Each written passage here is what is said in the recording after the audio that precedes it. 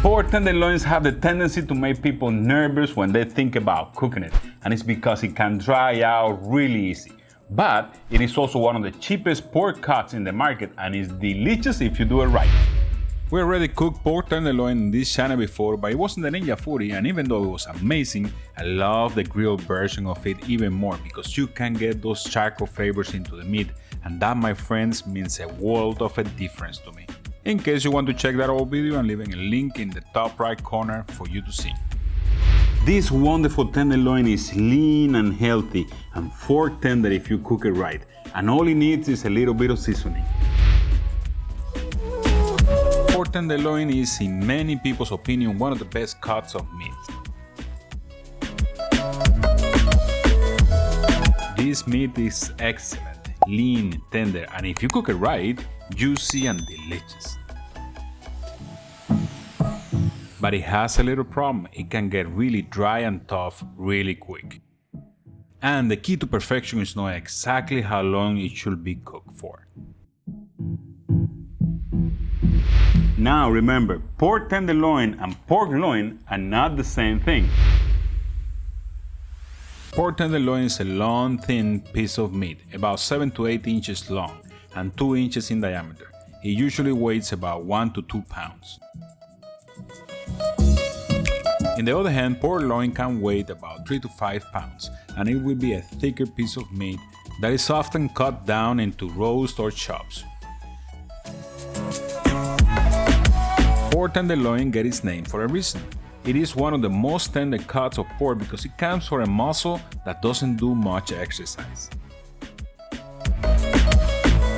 Pork loin, however, must be cooked for much longer in order for it to become tender, as it is not naturally soft. And because they're different shaped, they cannot be cooked together because they don't cook the same way.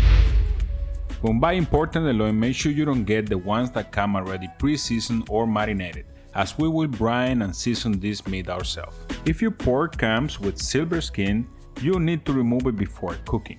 The silver skin is part of the sinew on one side of the pork, and it looks like a thin silvery fat. And this is definitely something you would like to remove because it becomes tough and chewy when cooked.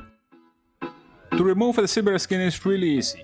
Just slip a sharp knife in between the silver skin and the meat and cut until free. Take care to just remove the silver skin and not a big chunk of meat. When cooking pork tenderloin, you can add as much or little spices as you like. You can simply season it with your favorite spices or even just a single sprinkle of salt and pepper. In this case, I'm going to prepare a little brine that is going to consist of thyme, rosemary, garlic, and a little bit of olive oil. We will brush this mix on the meat, making sure that we cover every section of the tenderloin. This mix for sure is going to add a lot of flavor into our roast, and it will also allow the salt and pepper to stick and stay on it. Knowing how to properly cook pork tenderloin can help you achieve melt in your mouth perfection. The answer is really simple. The key to perfect pork tenderloin is to make sure you don't overcook it. And when you have a delicious piece of meat like this one, that's all you need.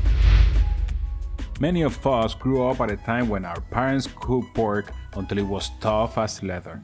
Today, pork is safe to eat just cooked to medium, 145 degrees, leaving that little bit of pink in the middle.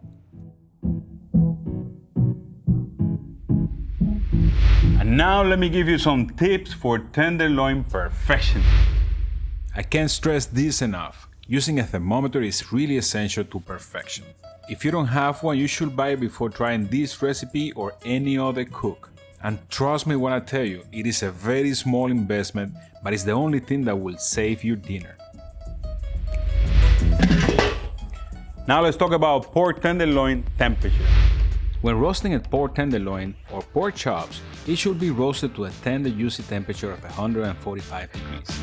That will give you a medium turned meat, which means it will just be a little pink in the middle.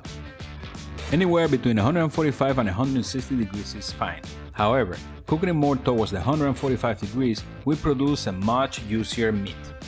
To prepare this treat, we will set our grill to indirect heat and let it heat up for about 20 minutes. And you know, I'm a fan of the reverse sear method, but this time I will break my rule.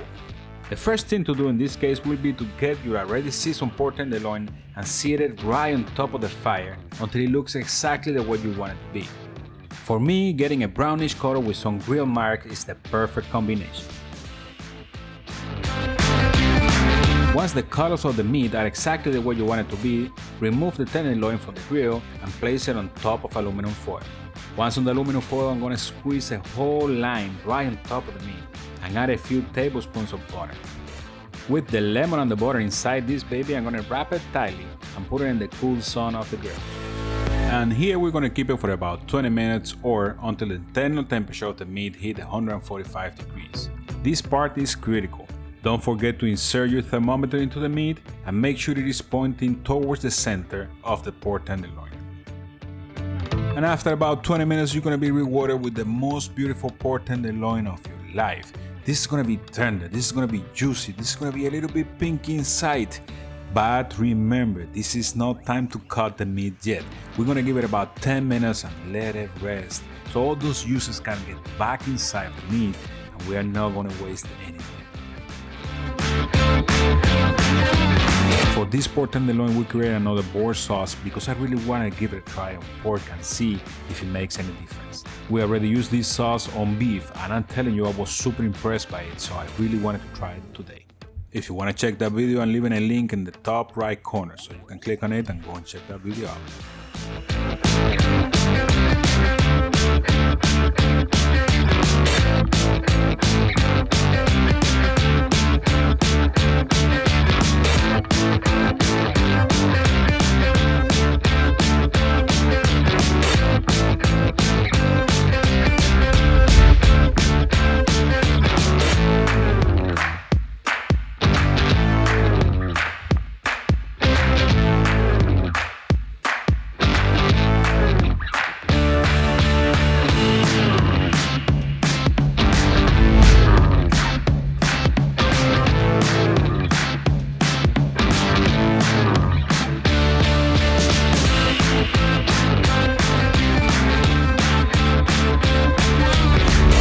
Miss Ninja, here you have your pork tenderloin.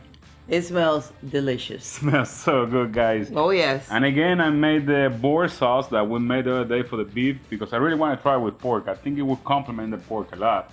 And I wanted to give it a try and see what's up. Let's do it. Because I can't wait to try this and then jump in the pool. Let's give it a good try. All right, let me get just one piece here from the middle. Mm-hmm. You want a big part? You want a... No, let me have a small one. No, but I want the sauce and everything in it. Oh my God, my daughter is watering. All right, Miss Ninja. The smell is incredible. It is incredible. Oh my God. It fell apart in my mouth. Okay. Well, I don't know if you guys can see it, but it's really, really juicy. Mm-hmm. The color, it should be a little bit pinker than what it is right now. But if you have it juicy and tender as this one it is, it's perfect. It's perfect. Yes, it is. So there you have it. We can cut it with the fork. Let's cut another one with the fork. Oh my gosh. Fork tender, baby. Fork tender. This is Miss Ninja approved. It tastes really good. It's really juicy. It's really tender. And I think it is delicious, brother. And sisters. Miss Ninja, I think this is a good recipe for everybody to do. A lot of people is afraid of tenderloin because it gets dry. People think it gets dry, but I mean, I'm impressed. Look at all the juices here. Wow. It gets dry real quick, guys. But if you cook it this way and you keep an eye on the temperatures, you will have a perfect, flavorful, and amazing tenderloin in your hands. Yes, it is. And everybody loves this thing. When it's well done, everybody loves it because it's delicious. So, guys, if we made you hungry, please hit us with the like. Lots of likes. Don't forget to subscribe to the channel and share with your friends and family. And I know you're going to have a lot of comments about this, so just let me know down there in the comments. That whole section there is for you guys, and we try to reply as much as we can. That's all for today, but remember that I love you. We love you. Thanks for watching and see you in the next one. Woo! Let's jump in the pool.